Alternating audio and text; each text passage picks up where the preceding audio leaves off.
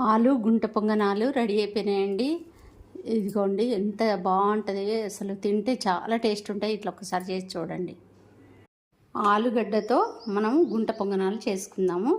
ఎప్పుడు చేసుకునే గుంట పొంగనాలులాగా కాకుండా ఆలుగడ్డతోటి గుంట పొంగనాలు చేసుకుందాం. చేసే విధానం చూపిస్తా. 2 స్పూన్ల పెసరపప్పు ఒక గంట సేపు నానబెట్టుకొని ఈ పిండిలో వేసుకోండి. కొంచెం ఉప్పు వేసుకోండి, జీలకర్ర, కొంచెం ఆవాలు. ఈ పిండిని ఇట్లా కలిపి పక్కన పెట్టుకుందాం. ఈ పిండి మినపప్పు బియ్యం నానబెట్టి రుబ్బిన దోశల పిండి అండి.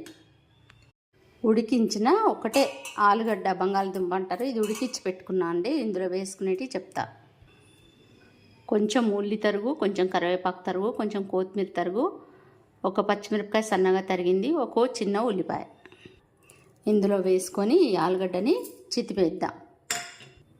ఇలా మెత్తగా చేసుకున్నాం ఈ ఆలుగడ్డని. ఆలుగడ్డ ఇట్లా మెత్తగా చేసుకున్న తర్వాత పచ్చిమిరపకాయలు మీరు పిల్లలు తినరనుకుంటే కారం వేసుకోండి. మీరు తినే కారాన్ని బట్టి వేసుకోండి. కొంచెం ఉప్పు, జీలకర్ర, కొంచెం పసుపు, కొంచెం గరం మసాలా. జీలకర్ర వేయించి పొడి చేసుకున్నది వేసుకోవాలి. ఇది మొత్తం మంచిగా కలుపుకోవాలండి, అంతా కలిసేటట్టుగా ఉప్పు కారం అన్నీ. ఇలా కలుపుకొని ఇవి చిన్న చిన్న బాల్స్ లాగా చేసుకొని ఒక ప్లేట్లో పెట్టుకోండి.